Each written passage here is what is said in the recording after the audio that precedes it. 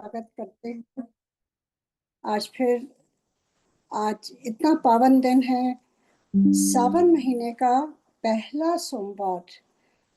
और आप सब जानते ही हैं कि सावन मास जो है वो महादेव की स्तुति, उनका स्तवन, उनकी पूजा, उनकी अर्चना, उनका अभिषेक, ये सारी चीजें एक पूरे महीने तक होती हैं। क्योंकि विष्णु जी अब अपनी शयन में चले गए हैं। क्षीर सागर में कहते हैं कि वो 4 मास के लिए, चतुर्मास कहते हैं उसको, और किस प्रकार से वो अपनी योग निद्रा में चले गए हैं। और उस समय महादेव की स्तुति होती है और हर घर में उनका पूजन होता है। और विशेषकर कहते हैं जो सावन का सोमवार होता है वो बहुत ही पावरफुल होता है। और उस समय महादेव का घर घर में पूजन, व्रत, जैसी जैसी जिसकी जो श्रद्धा, जो भी उनके परिवार में होता है, वो सारी चीज होती हैं। और आज यहाँ पर भी सावन का सोमवार है। और किस प्रकार से आज हम सारे फिर से एकत्र हुए हैं, ये भी गुरु जी की ही महिमा है और गुरु जी का ही आशीर्वाद है जो हमें इतने पावन दिन या अवसर पर ये आज गुरु जी के ही हुक्म से महाशिवपुराण संक्षिप्त में जो गीता प्रेस की है उसका पाठ आज जो करना है मुझे, वो रुद्र संहिता का पंचम, उसको युद्ध खंड कहते हैं। जहाँ पर आपने देखा होगा, सुना होगा, तरह तरह के युद्ध हो रहे हैं। और बेसिकली इट इज, कोई भी युद्ध होता है तो क्या होता है, अगर वो ईश्वर के हाथ कोई मारा जाता है तो उसको मुक्ति ही मुक्ति मिलती है। तो दोनों तरफ से ही उसकी जीत होती है। तो यही कहते हुए आज का जो मेरा अध्याय है वो है 36 से लेकर 40 अध्याय। कहने को ये 4 अध्याय, पर ये केवल 2 पेज का ही है, क्योंकि गीता प्रेस की संक्षिप्त में ये इसका इनके अध्याय हैं। तो आइए गुरु जी को नमन करते हुए हम सारे उनके शरण में उनका आशीर्वाद लेते हुए और सारे संगत मिल करके ऐसा सोचे कि गुरु जी हमारे समक्ष बैठे हैं और हम उन्हीं को याद करके और उनके हुक्म में बैठ करके एक साथ थोड़ी देर के लिए सारे डिवाइसेस बंद कर दीजिए या अपने से हटा दीजिए।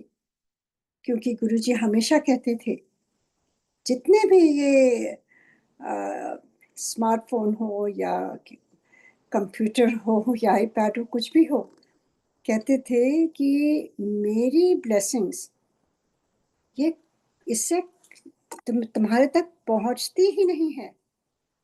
This is the biggest hindrance. और गुरु जी के यहाँ तो साक्षात मैंने देखा है कि वो डोर पर ही कक्कड़ अंकल खड़े रहते थे और हर एक संगत का, अगर लेडीज हो तो उनका पर्स खोल करके देखते थे कि आपका फोन ऑफ है कि नहीं, वो ऑफ करवाते थे। और जितने भी अंकल लोग होते थे उनसे कहते थे आप फोन अपना कार में रख के आइए या पूरा ऑफ करके रखिए, ये भी नहीं, साइलेंट पर भी नहीं रखना है। क्योंकि कुछ पल होते हैं जो हम केवल ईश्वर के, अपने गुरु जी के सानिध्य में हम चुपचाप बैठ सकते हैं। इतनी भी कोई इमरजेंसी नहीं होती है, क्योंकि जब हम उनके साथ हैं तो क्या इमरजेंसी होगी।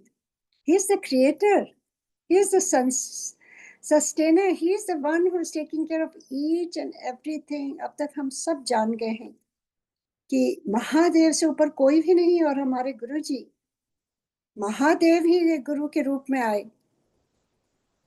तो अगर आप ये समझते हैं तो उनकी ब्लेसिंग्स पानी है तो हमें उनके आदेश में रहना है। अब यही कहते हुए चलिए आगे बढ़ते हैं। जय गुरु जी। ओम नमः शिवाय। शिव जी सदा सहाय। ओम नमः शिवाय। गुरु जी सदा सहाय। जय गुरु जी। कोई त्रुटि हो गुरुजी मेरे वाक्य से, मेरे पाठन से, तो आप क्षमा करिएगा। और संगत जी आप सब भी। तो आप जैसा कि आपने सुना ही है, पढ़ा भी है कि किस प्रकार से यहाँ पर युद्ध हो रहा है, और देवताओं और दानवों का युद्ध। और अब देखिए किस प्रकार से शंखचूड़ के साथ वीरभद्र का संग्राम होगा। और इसका जो आज का ये अध्यायों का ये शीर्षक है वो मैं पढ़ती हूँ पहले। देवताओं और दानवों का युद्ध, शंखचूड़ के साथ वीरभद्र का संग्राम, पुनः उसके साथ भद्रकाली का भयंकर युद्ध करना, और आकाशवाणी सुनकर निवृत्त होना। कई बार जो डिवाइन श्रुतियाँ कहते हैं, जो साउंड होती हैं, जो आकाशवाणी होती हैं, कहते हैं उसको तो देवता भी सुनते हैं, क्योंकि that is the universal sound जो आपको आके आकाशवाणी सुनाई पड़ती है। तो कहते हैं आकाशवाणी सुनकर निवृत्त होना, शिव जी का शंखचूड़ के साथ युद्ध। देखिए शिव पुराण में बहुत कम ऐसा आपको आपको आप पढ़ेंगे या सुनेंगे कि शिव जी स्वयं आते हैं युद्ध करने के लिए।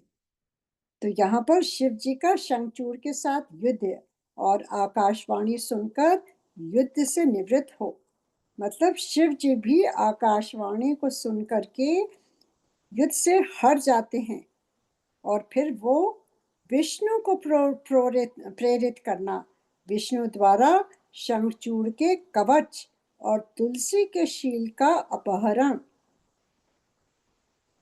फिर रुद्र के हाथों त्रिशूल द्वारा शंखचूड़ का वध, शंख की उत्पत्ति का कथन। तो ये काफी चीजें हैं और बड़ी कंडेंस वे में ये अध्याय हैं। यहाँ पर शिव पुराण के इस गीता प्रेस की जो है। तो आइए आगे पढ़ते हैं, ये सारी चीजें इसमें हम आज पढ़ेंगे और सीखेंगे। और मुझे तो हमेशा ही तुलसी जी का जब आता है तो मेरे तो आंखों में आंसू आते हैं कि किस प्रकार से वो छल हुआ था। पर उसका भी एक रीजन है, और बहुत देर बाद समझ में आया कि ये सारी लीला कर रहे हैं महादेव। और वो जो तुलसी पूर्व जन्म में उन्होंने जो मांगा था वही उनको प्राप्त हुआ है इस जन्म में। तो कहते हैं कि इसीलिए गुरुजी हमेशा कहते थे मांगो नहीं,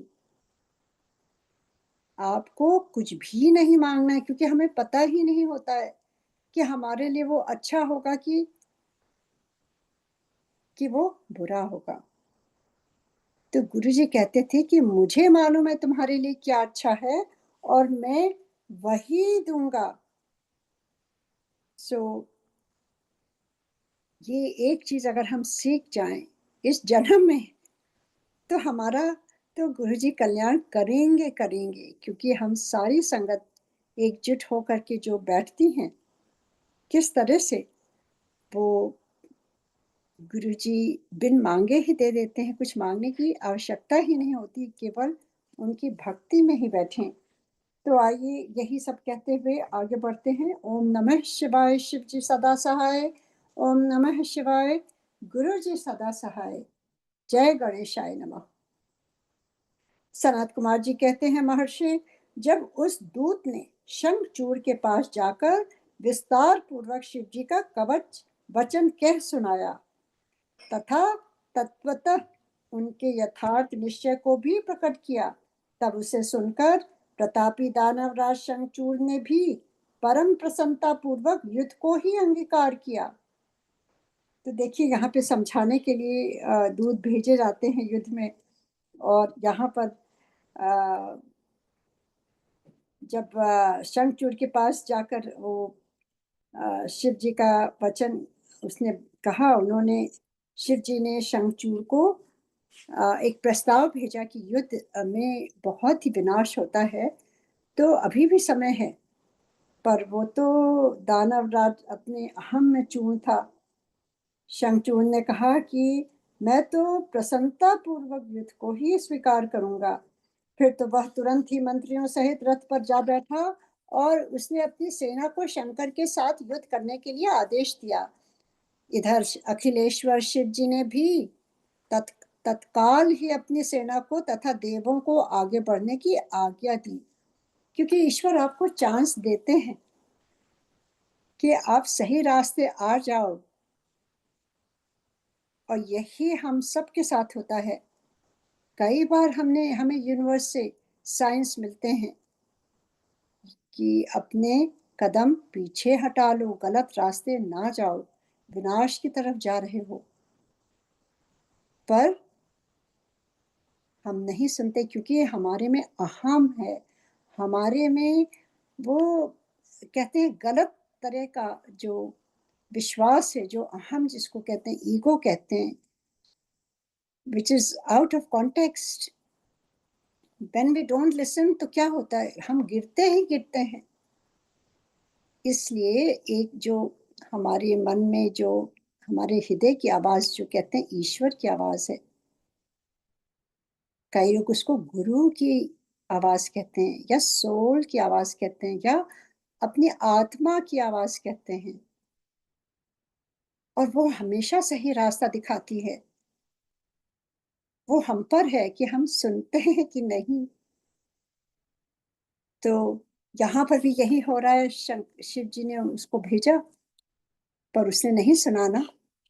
then he has no option. ऐसे ही हमारे साथ भी होता है। तो बहुत वो फाइन लाइन है, वी हैव टू बी। और कब हमें सुनाई पड़ता है? When we are connected to Guru ji. When हमारी जो गुरु जी जैसे कहते हैं, तार से तार जुड़ी रहनी चाहिए।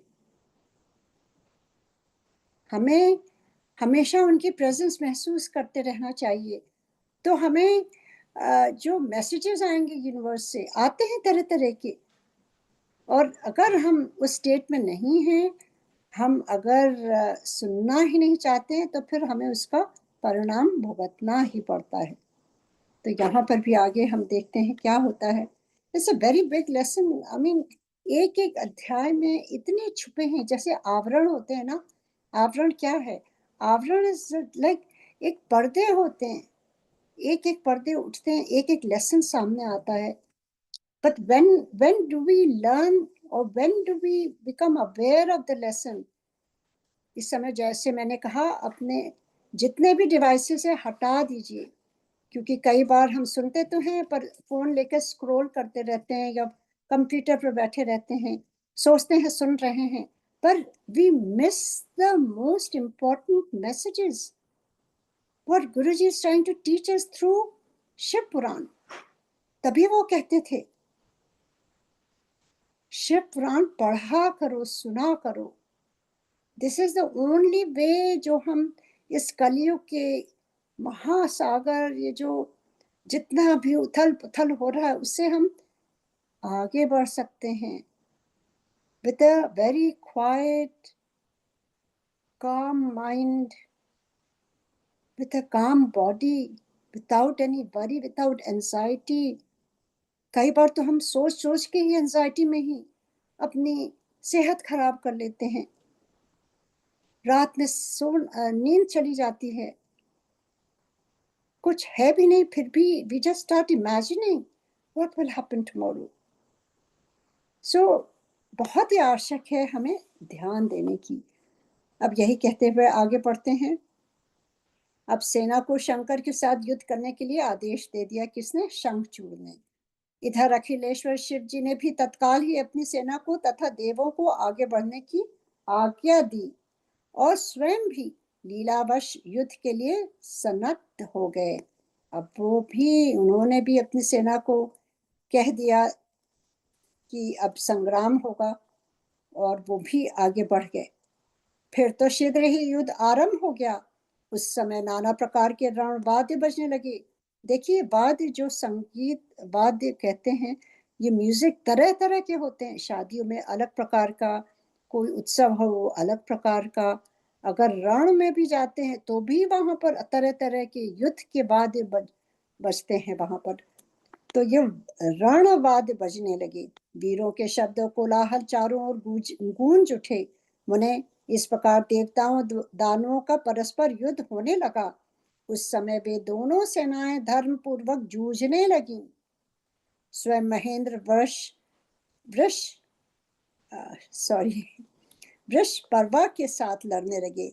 अब जो स्वयं वो भी अब लड़ाई करने लगे, युद्ध होने लगा, और विप्रचित के साथ सूर्य का धर्म युद्ध होने लगा। मतलब ये जो युद्ध हो रहा है वो देवताओं और दानवों के बीच। तो यहाँ पे जैसे महेंद्र जो हैं वो वृषपर्वा के साथ लड़ने लगे। वृषपर्वा जो है वो दानवों के उनके उनके लेवल के थे, हर लेवल के उस लेवल से ही लड़ाई होती थी, और यहाँ पर उनके साथ हुई। फिर उसके बाद जो है विप्रचित के साथ सूर्य का धर्म युद्ध होने लगा। विष्णु दम्भ के साथ भीषण युद्ध संग्राम होने लगे। कालासुर से काल, गोकर्ण से अग्नि, कालके से कुबेर, मैं से विश्वकर्मा, भयकर से मृत्यु, संहार से यम, कालांबिक से वरुण, चंचल से वायु, घट पृष्ठ से बुध, रक्षाक्ष से शनिश्चर, रत्नसार से जयंत, वर्णागणों से वसुगण, दोनों दीप्तमानों से दोनों अश्वनी कुमार, धूम्र से नलकुबर, धुरंधर से धर्म, गणकाक्ष से मंगल, कोभाकर से वैश्वानर, पिपट से मन्नत, गोकामुख चूर्ण, खड़ग, धूम्र, सहल, प्रतापी, विश्व पलाश नामक असुरों से 12 आदित्य धर्म पूर्वक लोहा लेने लगे। बहुत भयंकर युद्ध होने लगा। इस प्रकार शिव की सहायता के लिए आए हुए अमरों का असुरों के साथ युद्ध होने लगा। 11वां महारुद्र महान बल पराक्रम से संपन्न 11 भयंकर असुर वीरों से भिड़ गए। उग्र और चंड आदि के साथ महामणि, राहु के साथ चंद्रमा और शुक्राचार्य के साथ बृहस्पति धर्म युद्ध करने लगे। इस प्रकार उस महायुद्ध में नंदीश्वर आदि सभी शिवगण श्रेष्ठ दानवों के साथ संग्राम करने लगे। विस्तार भय से उनका पृथक वर्णन नहीं किया गया है क्योंकि बहुत लंबा हो जाएगा, इसलिए यहाँ पर पूरा वर्णन नहीं किया गया है। फिर भी बहुत बहुत जिस प्रकार से ये हो रहा है, ये कोई मामूली युद्ध नहीं है, महादेव का युद्ध है। वो स्वयं रणभूमि में आ गए हैं। सोचिए जरा, इस सृष्टि के रचिता, सृष्टा और शंखचूड़ का वो देखिए अहम किस प्रकार से, it's not a regular word. तो तरह तरह की चीजें हो रही हैं और होंगी आगे, ध्यान दे के सुनिएगा। अब यही सभी शिवगण श्रेष्ठ दानवों के साथ संग्राम करने लगे। विस्तार भय से उनका पृथक वर्णन नहीं किया गया है। मुने उस समय सारी सेनाएं निरंतर युद्ध में व्यस्त थीं और शंभु काल्यस्थ के साथ व्रत वट वृक्ष के नीचे विराजमान थे। उधर शंखचूड़ भी रत्नाभरणों से विभूषित हो करोड़ों दानवों के साथ रमणीय रत्न सिंहासन पर बैठा हुआ था। फिर देवताओं तथा असुरों में चिरकाल तक अत्यंत भयानक युद्ध होता रहा। तो यहाँ पर देखिए जो जो नाम लिए हैं वो देवताओं और असुरों के नाम थे, और उनमें युद्ध हो रहा था। और एक जगह महादेव वट वृक्ष के नीचे विराजमान थे शंभु, और शंखचूड़ भी अपने दानवों के साथ सिंहासन पर बैठा हुआ वेट कर रहा था। तदंतर शंखचूड़ भी आकर उस भीषण संग्राम में जुट गया। इसी बीच महाबली वीर वीरभद्र समर भूमि में बलशाली शंखचूड़ से जा भिड़े। वीरभद्र आप सब जानते हैं किस प्रकार से महादेव ने अपने जटाओं से उसे उत्पन्न किया था, बहुत भयंकर। उस युद्ध में दानव राज जिन जिन अस्त्रों की वर्षा करता था उनको वीरभद्र खेल ही खेल में अपने बाणों से काट डालते थे। व्यास जी इसी समय देवी भद्रकाली ने समर भूमि में जाकर बड़ा भयंकर सिंहनाद किया। अब देवी जाती हैं, कौन? भद्रकाली। और वो मतलब जब उतरती हैं रणभूमि में तो सिंहनाद, क्योंकि you have to create a lot of confidence among all your, जितने भी आपके गण हैं जो फाइट कर रहे हैं, उनको कहते हैं कि मोटिवेट करने के लिए और अपने दुश्मन को डराने के लिए। तो बहुत भयंकर उन्होंने सिंहनाद किया। उनके उस शब्द को सुनकर सभी दानव मूर्छित हो गए। उस समय देवी ने बारंबार अट्टहास किया और मद्यपान करके वे रण के मुहाने पर नृत्य करने लगी। मतलब वो अपने को इतना कॉन्फिडेंट थी, वो वहां नृत्य करने लगी और सभी डर के भागने लगे। उनके साथ ही उग्र दृष्टा, उग्र दंडा और कोटवी ने भी मद्यपान किया। मतलब ये सारी वो डराने वाली जो भद्रकाली की जो गढ़ थी, वो सारी वहां पर वो और देवियों ने भी खूब मधु पीकर युद्ध स्थल में नाचना आरंभ किया। उस समय शिवगणों तथा देवों के दलों में महान कोलाहल मच गया। सारा सुर समुदाय बहुत प्रकार से गर्जना करता हुआ हर्षभग्न हो गया। तदंतर काली ने शंखचूड़ के ऊपर प्रलयकालीन अग्नि की शिखा के समान उद्दीप्त आग्नेयास्त्र, मतलब आग वाले शस्त्र चलाया, परंतु दानवराज ने वैष्णवास्त्र से उसे शीघ्र ही शांत कर दिया। तब देवी, मतलब दोनों तरफ एकदम बराबर से लड़ाई हो रही है, तब देवी भद्रकाली ने उस पर नारायण अस्त्र का प्रयोग किया। वह अस्त्र दानव शत्रु को देखकर बढ़ने लगा। तब प्रलय अग्नि की ज्वाला के समान उद्दीप्त होते हुए नारायण अस्त्र को देखकर शंखचूड़ दंड की भांति भूमि पर लेट गया और बारंबार प्रणाम करने लगा। तब उस दानव को नम्र हुआ देखकर वह अस्त्र निवृत्त हो गया, शांत हो गया। तत्पश्चात देवी ने उस पर मंत्र पूर्वक ब्रह्मास्त्र छोड़ा। मतलब कितने बड़े बड़े अस्त्र छोड़े जा रहे हैं और कहाँ देवी हैं और किस तरफ उस तरफ शंखचूड़ की लड़ाई हो रही है। उस अस्त्र को प्रज्वलित होता हुआ देखकर दानवराज ने भूमि पर खड़े होकर उसे प्रणाम किया और ब्रह्मास्त्र से ही उसका निवारण कर दिया। तदंतर वह दानवराज कुपित हो उठा और वेग पूर्वक अपने धनुष को खींचकर देवी के ऊपर मंत्र पाठ करते हुए दिव्य अस्त्रों की वर्षा करने लगा। भद्रकाली समर भूमि में अपने विस्तृत मुख को फैलाकर उन अस्त्रों को निगल गईं और अट्टहास पूर्वक गर्जना करने लगी, जिससे दानव भयभीत हो गए। तब शंखचूड़ ने काली के ऊपर 100 योजन लंबी शक्ति से वार किया, परंतु देवी ने अपने दिव्य अस्त्र से समूह से उसके 100 टुकड़े कर दिए। जो उन दोनों में चिरकाल तक युद्ध होता रहा और सभी देवता तथा दानव दर्शक बनकर उसे देखते रहे, क्योंकि कई लोग तो देखने ही आते हैं ना कि क्या हो रहा है। अक्सर लड़ाइयों में आपने देखा होगा। ऐसे ही दो परिवारों में भी या एक ही परिवार के जब दो पार्ट हो जाते हैं और किस प्रकार से जब आपस में ही लड़ाइयाँ होने लगती हैं, तो बाहरी लोग ज्यादा आकर के उसको उसके दर्शक बन जाते हैं। So we have to be careful. अगर आपकी लड़ाई है आपस में ही लड़ लें, वहां पर बाहरियों को बीच में इन्वॉल्व ना करें, आपस में ही उसकी समझौता करें, बजाय सारे जगत को दिखाते हुए दर्शक उनको बनाते हुए। बहुत ही आवश्यक है।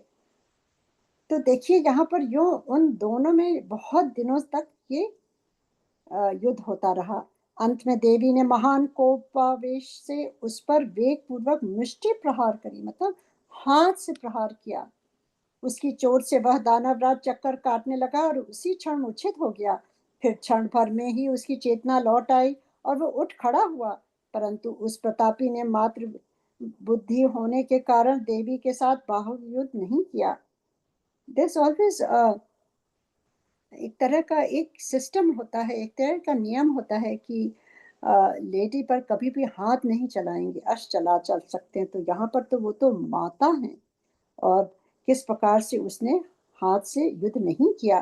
तब देवी ने उस दानव को पकड़कर उसे बारंबार घुमाया और बड़े क्रोध से वेग पूर्वक ऊपर को उछाल दिया। प्रतापी शंखचूड़ वेग से ऊपर को उछला और पृथ्वी पर गिरकर पुनः खड़ा हो गया, क्योंकि बहुत ही बलवान था वो। उस महायुद्ध में वह तनिक भी भ्रांत नहीं हुआ था। He was so in control of himself। बल्कि उसका मन प्रसन्न था। तत्पश्चात वह भद्रकाली को प्रणाम करके बहुमूल्य रत्नों द्वारा निर्मित अपने परम मनोहर विमान पर जा बैठा। इधर कालिका भूख से विवल होकर दानवों का रक्त पान करने लगी। इसी अवसर पर वहां यूं आकाशवाणी हुई। अब यहाँ पर फिर आकाशवाणी होती है। देखिए क्या क्या कहती है आकाशवाणी। आकाशवाणी हुई, ईश्वरी, अभी रणभूमि में सिंहनाद करने वाले 1.5 लाख दानवेंद्र और बचे हैं। ये बड़े उद्यत हैं, अतः तुम उन्हें अपना आहार बना लो। परंतु देवी, संग्राम में दानवराज शंखचूड़ को मारने के लिए मत मत दौड़ाओ। मतलब तुम नहीं दौड़ो उसके पीछे उसे मारने के लिए। जो उसके जितने भी और वो हैं, रणभूमि में जितने भी और हैं, उनका तुम उनको आहार बना लो, मतलब उनको मार डालो। पर शंखचूड़ को नहीं मारना, क्योंकि वह तुम्हारे लिए अवध्य है, ऐसा निश्चय निश्चय समझो। मतलब बिकॉज नियति में ये लिखा था कि शंखचूड़ को केवल महादेव ही मारेंगे या मारेंगे। उन्हीं के हाथों उसका अंत लिखा था। तो देवी को भी ये बताया गया कि आप नहीं उसको मारिए। आकाशवाणी द्वारा कहे हुए वचन को सुनकर देवी भद्रकाली ने बहुत से दानवों का मांस भक्षण करके उनका रक्तपान किया और फिर वे शिव जी के निकट चली गईं। वहां उन्होंने पूर्वापर के क्रम से सारा युद्ध वृतांत कह सुनाया। तो पहले वो गईं और वहां पर ये सब किया, और फिर वो सब कुछ जब आकाशवाणी हुई तब वो वापस चली गईं और महादेव के पास जा करके उन्होंने सारा किस्सा बताया कि ये हुआ है। व्यास जी ने पूछा, महाबुद्धिमान सनत कुमार जी, काली का वह कथन सुनकर महेश्वर ने उस समय क्या कहा और कौन सा कार्य किया, उसे आप वर्णन करने की कृपा करें, क्योंकि मेरे मन में उसे सुनने की प्रबल उत्कंठा जाग उठी है। सनत कुमार जी बोले, मुने, शंभु तो जीवों के कल्याण करता परमेश्वर और बड़े लीला विहारी हैं। वे काली द्वारा कहे हुए वचन को सुनकर उन्हें आश्वासन देते हुए हंसने लगे। तदंतर आकाशवाणी को सुनकर तत्व ज्ञान विशारद स्वयं शंकर अपने गणों के साथ समर भूमि की ओर चले। उस समय वे महावृषभ नंदीश्वर पर सवार थे और उन्हीं के समान पराक्रमी वीरभद्र, भैरव और क्षेत्रपाल आदि उनके साथ थे। रणभूमि में पहुंचकर महेश्वर ने वीर रूप धारण किया। उस समय उन रुद्र की बड़ी शोभा हो रही थी। देखिए, वो अब जब लड़ाई के लिए जाते हैं तो वो रुद्र रूप अपना स्थापित करते हैं, क्योंकि हर एक जगह की एक गरिमा होती है, किस तरह से हम जाते हैं। तो वो रुद्र रूप धारण करके वहां पर शोभा पा रही थी उनकी। मूर्तिमान काल काल से दिख रहे थे। जब शंखचूड़ की दृष्टि शिव जी पर पड़ी तब वह विमान से उतर पड़ा और परम भक्ति के साथ दंड की भांति पृथ्वी पर लौटकर उसने सिर के बल उन्हें प्रणाम किया। इस प्रकार नमस्कार करने के पश्चात वह तुरंत ही अपने विमान पर जा बैठा और कवच धारण करके उसने धनुष बाण उठाया। फिर तो दोनों ओर से बाणों की छड़ी लग गई। यो व्यर्थ ही बाण वर्षा करने वाले शिव और शंखचूड़ का वह उग्र युद्ध सैकड़ों वर्षों तक चलता रहा। अंत में युद्ध स्थल में शंखचूड़ का वध करने के लिए महाबली महेश्वर ने सहसा अपना वह त्रिशूल उठाया, जिसका निवारण करना बड़े बड़े तेजस्वियों के लिए अशक्य है। तब तत्काल ही उसका निषेध करने के लिए यों आकाशवाणी हुई, अब यहाँ फिर से आकाशवाणी होती है। आकाशवाणी ने कहा, शंकर मेरी प्रार्थना सुनिए और इस समय इस त्रिशूल को मत चलाइए। ईश, यद्यपि आप क्षण मात्र में पूरे ब्रह्मांड का विनाश करने में सर्वथा समर्थ हैं, फिर इस अकेले दाना शंखचूड़ की तो बात ही क्या है। तथापि आप स्वामी के द्वारा देव मर्यादा का विनाश नहीं होना चाहिए। मतलब आप ये कार्य नहीं करेंगे क्योंकि आप महादेव हैं और आपके द्वारा ये मर्यादा का विनाश नहीं होना चाहिए। महादेव, आप उस देव मर्यादा को सुनिए और उसे सत्य एवं सफल बनाइए। वह देव मर्यादा यह है कि जब तक इस शंखचूड़ के हाथ में श्री हरि का परम उग्र कवच वर्तमान रहेगा और इसकी पतिव्रता पत्नी तुलसी का सतीत्व अखंडित रहेगा, तब तक इस पर जरा और मृत्यु अपना प्रभाव नहीं डाल सकेंगे। अतः जगदीश्वर शंकर, ब्रह्मा के इस वचन को सत्य कीजिए। क्योंकि ब्रह्मा ने वो वचन दिया था, तो अब वो आकाशवाणी कहती है कि महादेव, आप ये कार्य नहीं करिए, ये किसी और को सौंपिए। और जब तक शंखचूड़ के हाथ में जो श्री हरि ने उनको वो कवच दिया था कि तुम्हें, जब तक ये तुम पहने रहोगे कोई नहीं मार सकता तुम्हें, और जब तक उनकी शंखचूड़ की जो पत्नी तुलसी है, जब तक वो सत्यत्व अखंडित रहेगा, मतलब उनकी चैस्टिटी बनी रहेगी, जैसे वो पतिव्रता इतनी थी, तब तक देखिए एक पतिव्रता स्त्री के अंदर कितनी शक्ति होती है, अपने पति को भी बचा सकती है। उसमें तेज है, शक्ति है, प्रार्थना है, समर्पण है। These are not in ordinary qualities. हम सबको, इस जनरेशन को भी सिखाना है, बहुत आवश्यक है। ये इतनी बड़ी सीख है। जब मैं छोटी थी तो एक मूवी मुझे मेरी माँ ने भेजा था देखने के लिए, सती सावित्री।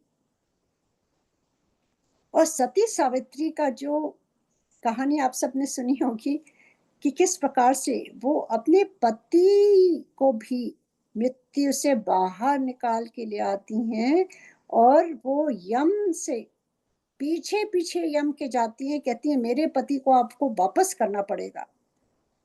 और वो इतनी शक्तिशाली थी, इतनी स्ट्रांग लेडी थी कि यम भी थक गए और उन्होंने कहा ठीक है, तुम अपने पति को वापस ले लो।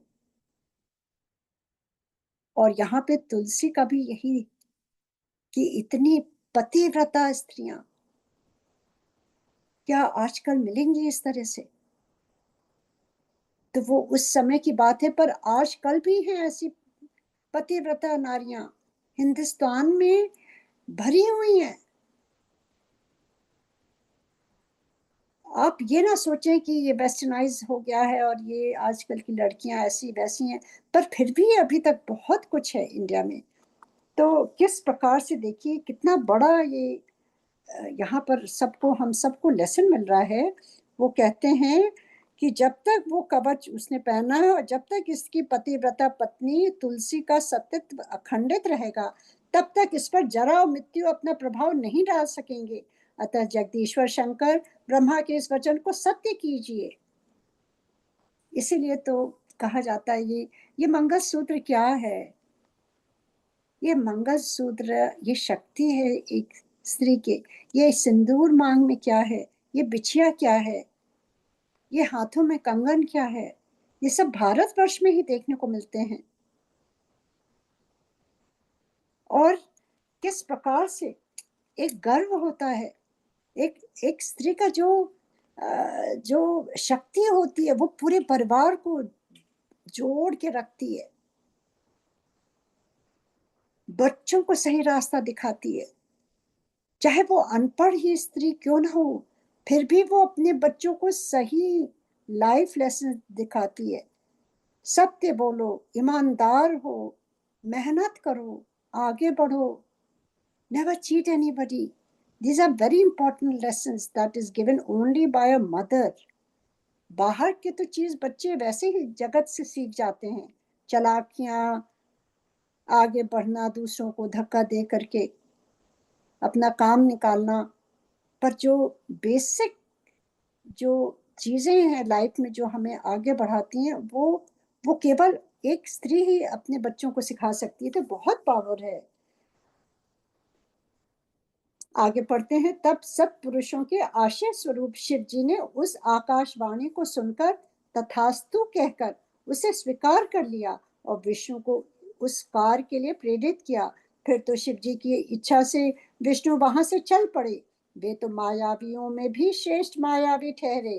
अतः उन्होंने एक वृद्ध ब्राह्मण का वेश धारण किया और शंखचूड़ के निकट जाकर उससे यूं कहा। देखिए, शंखचूड़ को भी अब छला जाएगा ना, क्योंकि ये सारी ये माया रची जा रही है। हम तो यूं ही पढ़ रहे हैं, पर इसके पीछे बहुत बड़ा लेसन है। किस प्रकार से जो जो अब हो रहा है वो पहले हो चुका था और उसकी वजह से ये सब घटित हो रहा है। और वो अब जाते हैं अपना वेशभूषा, मायावी है ना, वेशभूषा बदल करके एक ब्राह्मण के वेश में श्री हरि विष्णु जी जाते हैं शंखचूड़ के पास और उनसे यूं कहते हैं। क्या कहते हैं? वृद्ध ब्राह्मण बोले, दानवेंद्र, इस समय मैं याचक होकर तुम्हारे पास आया हूँ, तुम मुझे भिक्षा दो। दीन वत्सल, अभी मैं तुम अपने मनोरथ को प्रकट नहीं करूंगा। देखिए, ये भी चालाकी से कहते हैं ना कि मैं पहले नहीं बताऊंगा क्या चाहिए, पहले तुम उस हमें वचन दो कि जो मैं मांगूंगा वो दोगे। क्या आजकल हम ऐसा कर सकते हैं? कोई कोई मानेगा ऐसा? वो कहते हैं, तुम मुझे भिक्षा दो दीन वत्सल, अभी मैं अपने मनोरथ को प्रकट नहीं करूंगा। जब तुम देना स्वीकार कर लोगे तब पीछे मैं उसे बताऊंगा और तब तुम उसे पूर्ण करना। ब्राह्मण की बात सुनकर राजेंद्र शंखचूड़ का मुख और नेत्र प्रसन्नता से खिल उठा। जब उसने ओम कहकर उसे स्वीकार कर लिया, तब ब्राह्मण ने छल पूर्वक कहा, मैं तुम्हारा कवच चाहता हूं। यह सुनकर ऐश्वर्यशाली दानवराज शंखचूड़ ने, जो ब्राह्मण भक्त और सत्यवादी था, वह दिव्य कवच जो उसे प्राण के समान था ब्राह्मण को दे दिया। इस प्रकार श्री हरि ने माया द्वारा उससे वह कवच ले लिया और फिर शंखचूड़ का रूप धारण करके वे तुलसी के पास पहुंचे। अब वो छल किया ना, और फिर उसी छल से वो तुलसी के पास पहुंचे। वहां जाकर सबके आत्मा एवं तुलसी के नित्य स्वामी श्री हरि ने शंखचूड़ रूप से उसके शील का हरण कर लिया। इसी समय विष्णु भगवान ने शंभु से अपनी सारी बात कह सुनाई। तब शिव जी ने शंखचूड़ के वध के निमित्त अपना उद्दीप्त त्रिशूल हाथ में लिया। परमात्मा शंकर का वह विजय नामक त्रिशूल अपनी उत्कृष्ट प्रभा बिखेर रहा था। उससे सारी दिशाएं, पृथ्वी और आकाश प्रकाशित हो उठे। वह मध्याय कालीन करोड़ों सूर्यों तथा प्रलय अग्नि की शिखा के समान चमकीला था। उसका निवारण करना असंभव था। वह दुर्दुम्ब, कभी व्यर्थ न होने वाला और शत्रुओं का संहारक था। वह तेजों का अत्यंत उग्र समूह, संपूर्ण शास्त्रों अस्त्रों का सहायक, भयंकर और सारे देवताओं तथा असुरों के लिए दुस्सह था। वह एक ही स्थान पर ऐसा दमक रहा था मानो लीला का आश्रय लेकर संपूर्ण ब्रह्मांड का संहार करने के लिए उद्युक्त हो। मतलब कितना पावरफुल था। उसकी लंबाई 1000 धनुष और चौड़ाई 100 हाथ थी। उस जीव ब्रह्म स्वरूप शूल का किसी के द्वारा निर्माण नहीं हुआ था। देखिए, ये भी समझने की बात है। शिव जी का त्रिशूल किसी के द्वारा निर्माण नहीं हुआ था, उसका रूप नित्य है।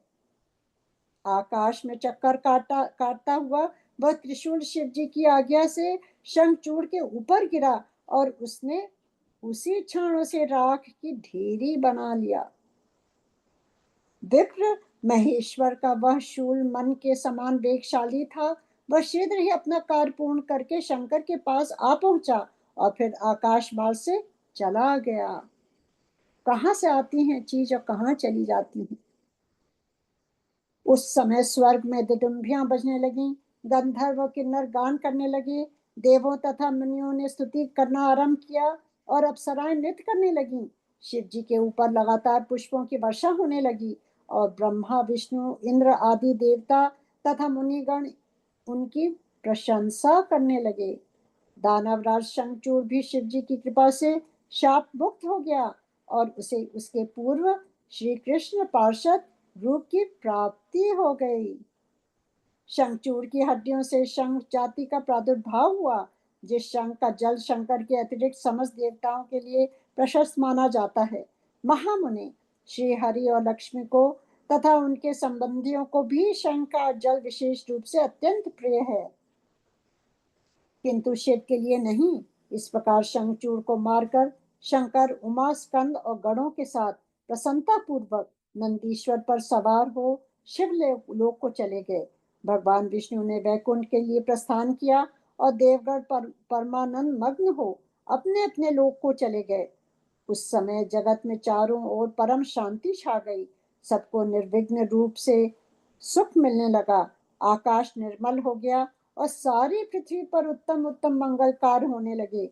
मुने, इस प्रकार मैंने तुमसे महेश के जिस चरित्र का वर्णन किया है वह आनंददायक, सर्व दुखहारी, लक्ष्मीप्रद और संपूर्ण कामनाओं को पूर्ण करने वाला है। और ये यहाँ पर आज का मेरा पाठ समाप्त होता है। कल आगे पढ़ेंगे किस प्रकार से तुलसी जी का क्या होता है और कैसे वो कुपित होती हैं और वो तुलसी द्वारा विष्णु को जो श्राप मिलता है और फिर शंभु द्वारा तुलसी और शालिग्राम शिला के महात्म्य का वर्णन। मतलब कल सारी सीक्रेट्स खुलेंगी कि क्या रीजन था कि महादेव ने विष्णु जी को ये आज्ञा दी कि तुम ये करो। तो वो सारी चीजें, वो रीजनिंग जो है, for which reason it happened, we will find out tomorrow। बने रहिएगा और जरूर सुनिएगा, क्योंकि ये सावन के महीने में ये सारी चीजें जो गुरुजी हमें सुनवाएंगे पढ़वाएंगे ये कोई मामूली नहीं है। May be this is the time that he is telling us lot of things, और उसके अंदर अंदर जो सीखें उस पर हम फोकस करें, बजाय अपने जैसे कभी कभी मैं अपना कुछ सोच में पड़ जाती हूँ ऐसा क्यों हुआ तुलसी के साथ। तो वो सारी चीजें कल महादेव गुरुजी हम सबको अपने आप ही सिखाएंगे, बताएंगे कि बहुत ज्यादा अपना दिमाग नहीं लगाना है, बस पढ़ो और समझो, क्योंकि ईश्वर जो करते हैं वही जो हम मांगते हैं, जो मांगने से मिलता है। तो ये सारी चीजें कल हम सीखेंगे और सुनेंगे। Thank you so much. जय गुरु जी। ओम नमः शिवाय। शिव जी सदा सहाय। ओम नमः शिवाय। शिव जी, गुरु जी सदा सहाय। अब हम गुरु जी का मंत्र जाप करेंगे और फिर आरती करेंगे। जय गुरु जी।